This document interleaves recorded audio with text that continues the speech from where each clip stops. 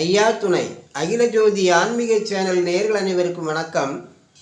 எந்த விதமான ஆயுதங்களினாலும் தேவர்களாலும் அழிக்க முடியாது என்றாலும் அலைமேல் பள்ளி கொண்டிருக்கும் ஆதி நாராயணரால் இயலாதது ஒன்று உண்டோ என்று அன்னை உமையவள் கூறினார்கள். ஐயா நாராயணராகிய வைகுண்ட பரம்பொருளால் இயலாதது ஒன்று உண்டோ என்று அன்னை உமையவள் கூறுகின்றார்கள் என்றால் இதை நாம் நன்றாக சிந்திக்க வேண்டும்.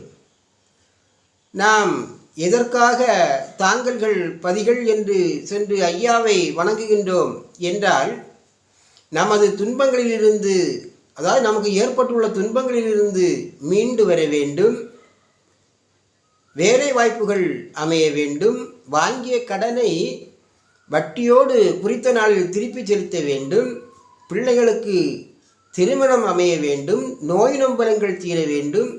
இப்படிப்பட்ட காரணங்களுக்காகத்தானே நாம் இறைவனை நாடி செல்கின்றோம். ஆனால் இவை அத்தனையும் மட்டுமல்ல, எத்தனை விதமான காரணங்களையும் வெற்றியாக நடத்தி தருவதற்கு ஐயா வைகுண்ட பரம்பொருள் ஒருவரை மட்டுமே வணங்கினால் போதும் என்கின்ற கருத்தை வலியுறுத்தும் வகையிலேதான் அன்னை உமையவள் இவ்வாறு கூறுகின்றார்கள். ஆனால் ஐயா வழி தாங்கல்களுக்கும் பதிகளுக்கும் செல்கின்ற மக்கள் அனைவரும் அங்கு அமைக்கப்பட்டிருக்கும் சிவாயி மற்றும் இதர சாமிகளை வணங்குவதை நம்மால் காண முடிகிறது.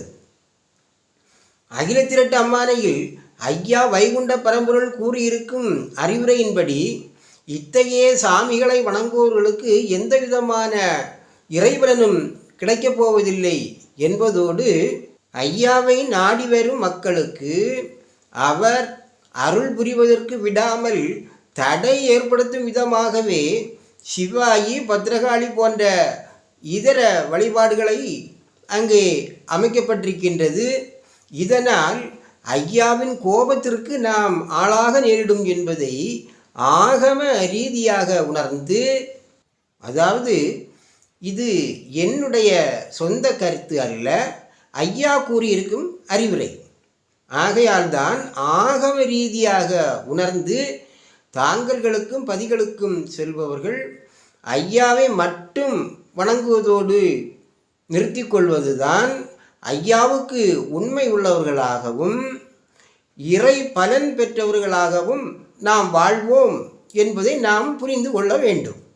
அன்னை உமையவள் கூறிய இந்த வார்த்தையின்படி ஈஸ்வரால் கொடுக்கப்பட்ட எத்தகைய வல்லமையான வரமாக இருந்தாலும் சரி, அதை தவறாக பயன்படுத்தி மக்களை கொடுமைப்படுத்தினால் அந்த வரத்தையும் அவனையும் அளிக்கின்ற ஆற்றல் நாராயணருக்கு உண்டு என்பது தெளிவாகின்றது. ஈஸ்வர் கொடுத்த ஏது வரமானாலும் வேஷமிட்டு வெல்ல மிகு பொருளாய் நின்றோனே.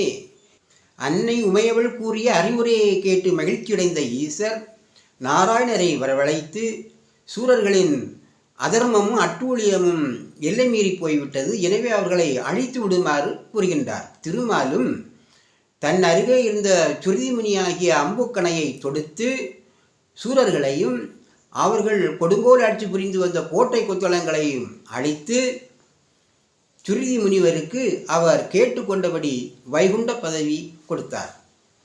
இத்துடன் 3வது யுகமாகிய நெடியுகம் நிறைவு பெற்றது. ஐயா துணை.